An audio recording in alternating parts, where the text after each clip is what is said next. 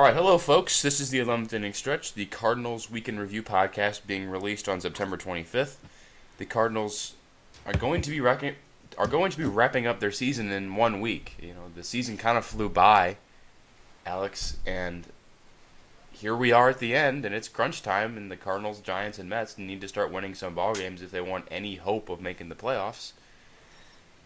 So first things first, in the past 2 weeks, I have given the schedules for the Giants and the Mets and the Cardinals and just sort of briefly analyzed what they're going to be facing in the next week. So for the final time this regular season, I'm going to be doing that. So for the Mets, they have this weekend series against the Phillies, and then they go on the road for the remainder of the season, and they go to Miami and to Philadelphia.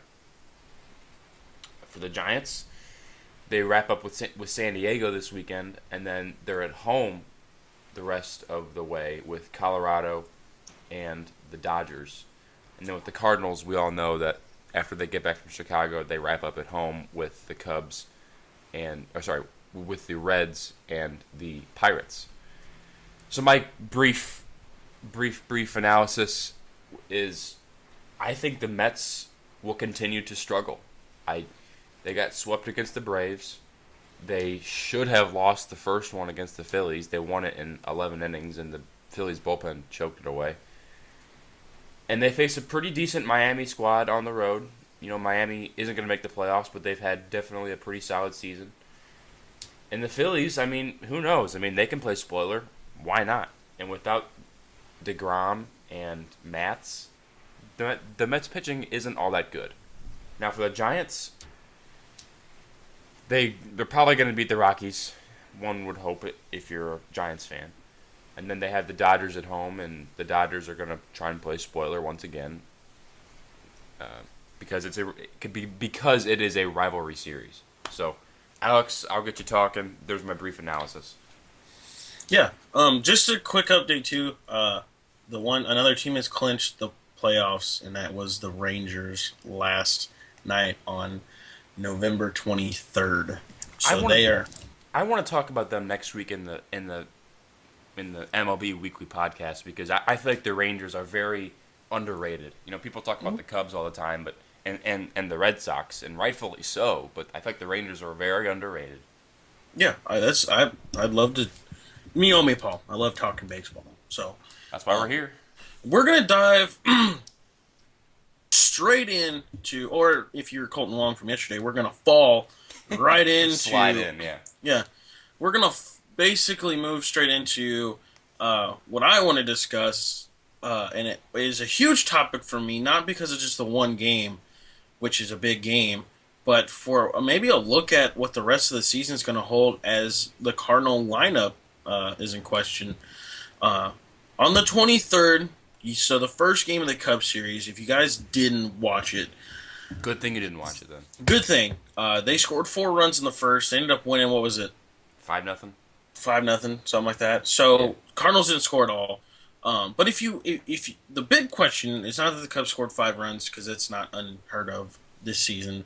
The big question to me was the Cardinals' defensive arrangement that they had. So you're going into the biggest series of the season this weekend, and this is what the defense looked like going in. Yadier Molina behind the plate, which isn't unnormal. Shouldn't surprise anybody, yeah. Mike Leake was pitching. Matt Adams is at first, which I was kind of okay with, I guess. But then I started thinking that the second baseman of this game, Matt Carpenter, should have played there. Jedd Gyorko was at shortstop instead of Aledmys Diaz. And Johnny Peralta was at third, which isn't unheard of. Johnny Peralta's played third since he's come back. Another big outfield. Yeah, and then the other big question of the day was Colton Wong is your starting left fielder. Yeah. In the biggest series of the year, and made probably one of the goofiest, funniest, most irritating plays ever. Running for a ball, and he literally fell. Yeah, it really signified that whole game and the idea of putting Wong in left field. He runs for a fly ball and the and the turf just slips from right under him and he creates this massive looking divot and all this grass pops up and it's a slip and slide. He doesn't know what he's doing. He doesn't know where the ball's at. He doesn't know where his feet are. It was sort of a microcosm of the entire game, to be honest with you. Yeah, and one thing, Alex, I don't know if you were listening or watching when this happened, but Tim McCarver was calling the game yesterday, and he said this perfectly. The outfield in Wrigley Field is really tough. It's a small outfield, but with the whole dimension of the wind, and in left field you have that little tricky corner out in deep left field.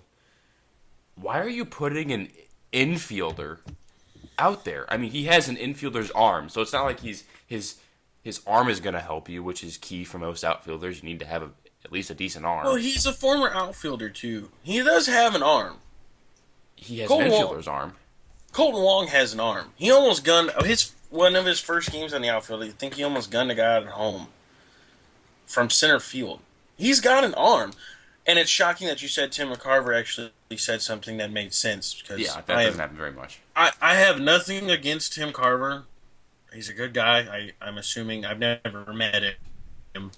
But I tell you what, if you want to hear somebody talk and you want to question every word that comes out of their mouth, you listen to Tim McCarver call a Cardinal game. Yeah. But, yeah, I agree with Tim McCarver. And then on top of that, on top of that, you're talking first inning, there's a walk. Leak walks the leadoff batter. Yep, whatever. Fowler. Right. Second batter comes to the plate, I believe. Bryant. And no, maybe it wasn't Bryant then. Somebody comes up to the plate, and there was a potential for a double play. Yeah, I know what you're talking about. Right. Yeah, potential for a double play. They probably could have gotten out of the inning unscathed. Maybe one run, maybe. But, so the ball comes, it goes, Johnny throws it to second. Matt Carpenter probably took a day and a half to throw the ball from second base to first. And I actually had to watch it, because I watched it when in the normal game speed, and it was like, wow, that was kind of slow. I wonder what happened. Did he fumble it? So then they watched it in slow-mo, and they zoom in. I'm talking right on Matt Carpenter, and he just takes his dandy-ass sweet-ass time. Yeah. Throwing the ball to first base. And then they call infield in. Ball hit to Matt Carpenter. It was a dive play. I'll give him that, But I'm just going to say this. Colton Wong probably makes that play. Well, Alex, we were texting briefly yesterday as the game was going on. You said that this game is garbage, and I said that this game is garbage. Colton Wong is your best defensive second baseman. Matt Carpenter's fine. He's solid, but Colton Wong's, I think, is better defensively. I just don't get why you put him in left field, but I do think Colton Wong makes that play. And can we sit here for a second and analyze how bad Matt Carpenter has been in the second half of the season? Here's the thing too. Before we dive into that, Colton Wong. When we say Colton Wong, the best defensive second baseman, obviously we all know he has trouble with throwing the ball, which is weird because he plays second base. But he has trouble throwing the ball. When I say he's the best defensive second baseman, I'm talking he is the best at putting that ball off the bat in his glove. That ball will find his glove more times than not if it's hit in his direction. That's what I'm saying. Obviously, we know he has trouble throwing. We're not a bunch of idiots here that don't understand that. And yes, to your point, Matt Carpenter is, he had a good season that one season. He played second base for us the whole season. He had a good job. Did a great job. But you can't expect a guy to go out. He went and played third base the whole next season, and then he started off playing third base this season. And you can't expect a guy to go probably, I would say, a year and a quarter maybe of third base to scoot right back over to second and do what he did then. That's not how that works. It's a whole. It's an entirely different look from that side of the infield at second base and first entirely. base to shortstop and third. And Entirely different look. let's not forget that while you have the defensive mix-up, you have the offensive mix-up with Matt Carpenter because he doesn't know where the hell he's going to be in the lineup day in and day out. First, third, second. Why not just bat him ninth? I mean, he doesn't know where he's batting. I think that's been a big reason behind his offensive struggles. He doesn't know what the management wants from him. Is he a power hitter? Is he going to get on base? Is he going to do both? Is he going to do neither? Who knows? Yeah, and then another big thing for me too was Jedd Gyorko starting instead of Aledmys Diaz. Yeah, I'm with you there. You're talking your best hitter this season, who was on the shelf for a while, still your best hitter, and he doesn't play the first biggest game series of the season. Of the biggest series in the season. Doesn't Mike Matheny was like, you know what, fuck it, we're probably not even gonna make it anyway. Let's just throw out some scrubs and just hope for the best. And not saying Jedd Gyorko and Colt Wong are scrubs, but they're scrubs at the positions they were playing. Jedd Gyorko has been a second baseman his entire career, and the Cardinals signed him to be a utility guy. He doesn't have the range, the throwing arm, the overall hitting ability that Aledmys Diaz has. Aledmys Diaz is a better player than Jedd Gyorko. Hands down. Just like anybody else, I would have even taken Tommy Pham in left field to have Colt Wong start at second rather than Colt Wong starting in left field. I like Tommy Pham, but Tommy Pham's not a great hitter, by all means. But if I'd have saw Brandon Moss in that lineup, I probably would have freaked because he's just not been good. In the last couple weeks, just awful. So my question to you is, what of your, if you were Mike Matheny, what would have been your lineup on Friday? You would have had Wong at second, probably Carpenter at third, Diaz at short, Pham in left, Hazelbaker in left. It probably would have been Molina behind the plate. Obviously, you can't change the Mike Leake thing. Matt Carpenter probably would have been at first because Matt Adams has been good, but not great, and I don't want him starting the biggest series. Cole Wong's at second. Aledmys Diaz is at short. And you could even make a case for Jedd Gyorko at third or Johnny Peralta. I don't really mind either one of them. I think you need to have Gyorko in the lineup. Peralta, with his injury, has been pretty average, if not useless, this season. So you're talking probably Jedd Gyorko's at third. Yeah, I'll go Gyorko at third. I would say Jeremy Hazelbaker starts in left field for me yesterday. And then obviously Grichuk, Piscotty.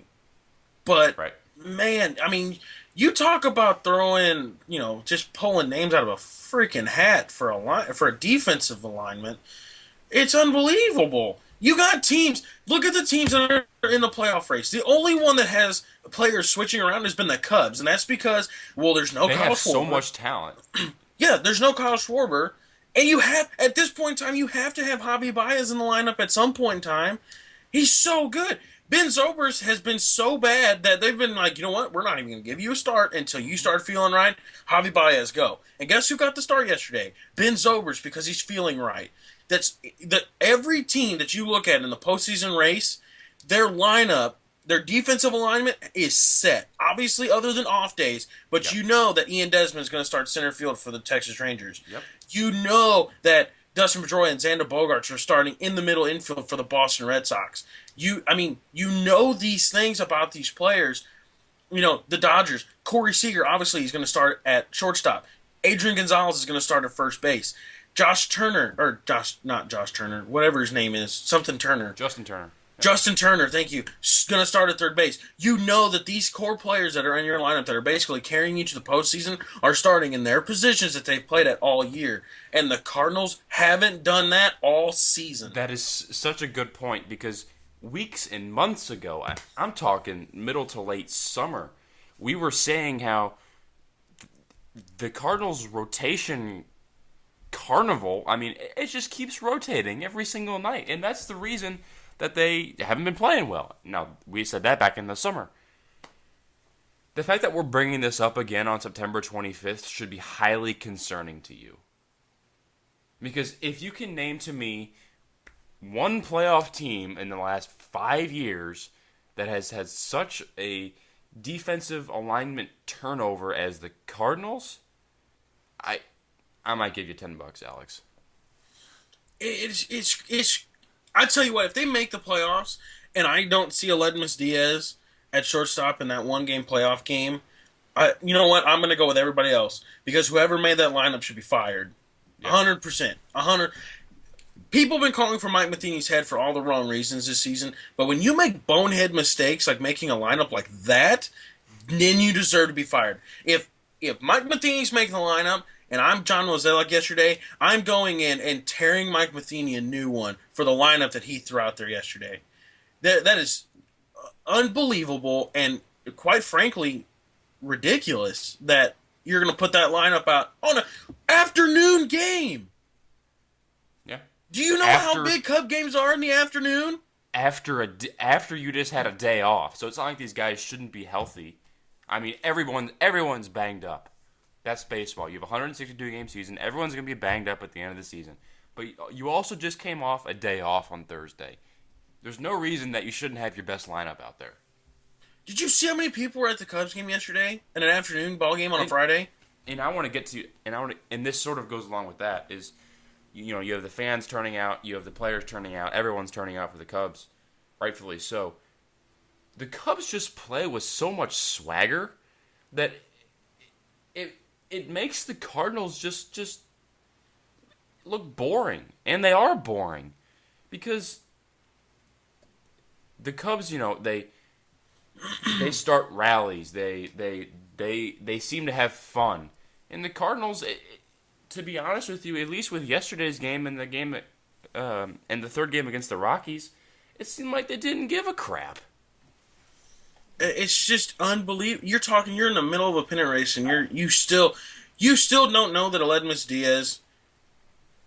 You still don't know that Aledmus Diaz needs to be in your starting lineup like that. If you can tell me that straight to my face and actually believe it, okay, then maybe I'll back off the firing for about 5 minutes.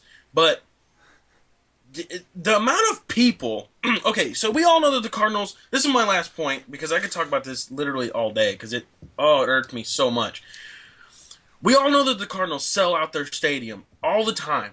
Even when the Cardinals are losing ball 3 million games. fans. 3 million fans year in and year out. That's like the benchmark, and that's what they get every single year. Cardinals have been playing like ass at home this entire season, and they still sell out Busch Stadium. That should tell you how many people are going to be at the Cubs Stadium when the Cubs are basically on a historic run in the regular season at this point in time. So then you're going to throw out an embarrassing lineup to have an embarrassing game in front of a team that you're chasing that you could potentially face in the postseason. You're going to run that lineup out there in front of all of those people. You really think that Colton Wong, after being picked off at first base in the World Series, that he needed more national attention by falling down in the outfield? And not to mention, this game was on ESPN in front of a national TV audience, too. And usually, and I'll tell you this, usually if the game's on ESPN, it's not on Fox Sports Midwest. It was on both channels yesterday. Both, yeah. So if you didn't watch it on ESPN and you watched it on Fox Sports Midwest, and you got to listen to good old Tim McCarver. And ESPN is worldwide sports. And Colton Wong embarrassed himself in front of a worldwide audience. I tell you what, I turn on ESPN sometimes. I'm like, man, there's nothing on TV. What's on ESPN? Maybe there's Sports Center. I'll just run that all day. When I see a baseball game on ESPN, I usually click it and have it going on in the background if I'm messing on the computer or what it is. So yeah, Colton Wong embarrassed himself on that. And then Mike Matheny on top of that embarrassed him with that awful lineup he threw out. If I see that lineup again, if I saw that lineup again for the second game, because we are recording this on the 24th. I can tell you that today's lineup is as follows. You have Carpenter at second, Piscotty in right, Moss in left, Peralta at third, Adams at first, Molina catching, Grichuk in center, Diaz at short, batting eighth, and Reyes pitching. Why is Diaz batting 8th. Oh my God! He's your best hitter in your lineup, and he's batting 8th. Get over yourself, I Mike don't know. Matheny. Matt Carpenter can't hit right now. Bat him 8th. I don't know. Diaz has got to hit leadoff for second or third. Has to. You got it. Oh my God! You got him batting 8th. Yep. Oh my God! Yeah. It's looking like Mike Matheny's stay in St. Louis is. If they win today's ball game, it's because Jesus loves the Cardinals. Unbelievable. Unreal. Unbelievable. Well, while you're steaming over that You're hot 300. topic, He's batting 300. Over 300, and he's batting 8. yeah, pretty much. And Colton Wong still is not batting. I'm not disagreeing with you. Colton Wong is still not starting at second base, and your best defensive second baseman. Wong's not even in the lineup. Yeah. Unbelievable. Unreal. Yeah, I don't know. I feel bad for Colton Wong. Okay, well, we've been on this subject for a hell of a long time. I could go all day. Like you said, yeah, let's get off this topic. And I have one thing I want to talk about, and then we will depart and see what happens. Watch this embarrassing game that starts at noon. Yeah, and then we'll cry ourselves to sleep after the Cardinals lose to the Cubs again. So, Wait, you did say Reyes was pitching, though, right? Is that what you said? Pitching, yeah. Oh, okay, well, we got one saving grace then. For now, yeah. So, my question to you is, what do you expect from the Cardinals this last week of the season? Because I was talking to you before the podcast and a little bit during the preview about the Cardinals. Like I said earlier, they have the Reds and the Pirates at home. The Cardinals, to be brutally honest with you, they should win every single game. Why not? I mean, they're better than the Reds, so there's 4 of the 7, and the Pirates, they've owned at home the past couple of seasons. But, as we've said time and again on this podcast, the Cardinals play like total dumpster fire at home. They for the first time in God knows how many years, they're going to have a losing record at Busch Stadium this season. Which they still sell out the stadium. They just don't. Yeah, they still somehow sell out. They just don't look good at home. So, not by going game by game, but what do you expect this week? Because I don't. To be honest with you, I don't expect much. And to your point earlier, that the Cardinals don't look like they're boring. They don't look fun. They play vintage Cardinal baseball. Right, and that is naturally boring and unfun. But yeah, I mean the Cubs rattle off 5 runs yesterday, and honestly, I can tell you, as a Cardinal fan, I was upset, but as a baseball fan, I could see how it could excite you. I could see that, if you're a Cubs fan and you watch yesterday's game, you were glued to yesterday's game. Of course. But as to your question, I'm sorry, I keep getting off track. Well, I want to get to that point just real quick. Just one quick thing. The Cardinals' brand of baseball is naturally going to be boring and unfun. That's sort of what makes them fun, which is a giant oxymoron. But, they go out and handle There's something about this season that just makes you want to bang your head into a wall. But to me, it's just the inability to play defense and to run the bases. Those two things specifically. Because the Cardinals have always been a good base running team. They don't run much, but they've always been a good base running team and a very good defensive team. Add the boringness to those two facts that they can't do those two, makes it even worse. Anyway, go ahead. I actually saw right before that we started the show on that Cardinal Nation. We've been posting on Facebook our podcasts and videos to Cardinal Nation on Facebook. It's a page, and it's just dedicated to Cardinal baseball, and it's great. But apparently there was a podcast that Derek Gould did with somebody else. I don't remember the name. But they talked about the base running and the defense. And I guess it's the base running has been the manager. Apparently, they don't even practice base running when they have off days. They don't practice it at all. So there's a problem. Yeah. So yeah, we'll just get past that, and then I'll jump into your question. I'll get into your question here real quick. What do I expect from the Cardinals? We kind of talked about this a little bit before the show, and I kind of gave you my little perspective on it. And I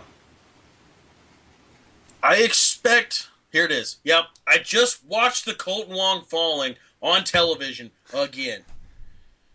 Unbelievable. Anyway, to your question, what I expect from the Cardinals is, I really think good things. Here recently, in the past couple years, the Cardinals, when it comes down to the last week of the season, when their season really depends on, whether it be last year and going for the first place when they needed wins, they got wins. They found that grit and they did it. I think that the Cardinals are going to pull something out here. I don't know to what extent. I don't know if they're just going to play well, and the Giants are going to play well too and not make it. I don't. A lot of this wild card business depends on the other team when you're trailing that team. So I could say that the Cardinals are going to finish the last 7 games, 7 for 7. They're going to win. But if the Giants finish 7 for 7, then the Cardinals lose by a half game. I think that the Cardinals are going to be able to get something done. I truly believe that. They've always done that, and I think that they continue will. That's that Cardinal way of baseball. They go out, they get business taken care of, and then they move on. Because here's the thing. If the Cardinals make the playoffs through the wild card, I'm going to be bold, and I'm going to say, watch out, Chicago Cubs. And that's something the Cubs know too, I think. Because the Cubs have always realized how good the Cardinals are the past 2 decades. But it's just my interpretation of the final week is this. I agree with you. The Cardinals seem to pull it out when it matters the most. But as we said earlier, if you're not throwing out your best lineup, what the hell do you expect? And to me, it all depends on this one factor. Do the Cardinals throw out their best lineup? If they don't, no chance, folks. Pack it in for the season. If they do, why the hell not? Why the hell not? Well, and to your point about you think the Cubs know it, I'll tell you what, I know that the Cubs fans know it. Oh, for sure. I listen to ESPN usually in the mornings when I get tired of listening to the same music over again because I play my phone. But listening to it yesterday, and I believe it was Bernie Michaelis in the morning, and he's really good. I really like Bernie. Yep. And he was talking that Cubs fans are worried about the Cardinals making it, not even making it past the wild card. They're worried about the Cardinals just getting into that wild card game in general. And I can't blame Cubs fans. The reason being is because they're like, shoot, Cardinals are getting in the playoffs. We know what they've done. Yeah. Basically, the Cubs fans aren't going to be okay with the Cardinals being in the playoffs until the Cubs beat them again. Or even though the Cubs beat them last year. Yeah, even though the Cubs beat them last year, they still worry about the Cardinals getting in because until they beat them in the playoffs, they will worry. Yep. They will sweat. The Cubs players are obviously, they're not going to show it publicly, but they're worried. Every team has that team that they're worried about in playoffs. Every single one. So, probably in the AL, it's a lot of the people are the Red Sox. They're like, I don't want to draw the Red Sox. Don't want to draw the Red Sox. Don't do that. Cubs are worried about the Cardinals, and the Cardinals aren't even in the damn playoffs yet. No. They're still worried. Cubs fans are still shaking in their boots because they're worried about the Cardinals getting into the playoffs. Because we've seen what they can do in the wild card. Everybody has seen it. Yeah. National television. Like when Colton Wong falls in left field at Wrigley Stadium. National television. That I just watched for like the 15th time since yesterday. Unbelievable. Unreal. At least Aledmus Diaz is starting today and Alex Reyes is going. Because Mike Leake, that's another thing too, was Mike Leake needs a good solid infield defense behind him because he gets ground balls. Right. And that didn't show up yesterday because Colton Wong and Ledwin Diaz weren't your up-the-middle duo. Yep, that's true. Didn't happen. So that's another thing that kind of screwed us in that game. But Alex Reyes is a normal pitcher. He strikes out a lot of batters. So pop flies, ground balls. I mean, it could be an entirely different game today. Entirely different. I hope so. God, I hope so. If somebody falls today that's on the Cardinals, I think I'm going to pause my television and take a picture of it and post it on Facebook from Please do. the 11th inning stretch page. And just this is what happens when your manager sucks balls. All right, Alex. That's all I have to say. Yeah. That's all I got. I need food. Well, I will let you go get some food. I don't have anything else for you.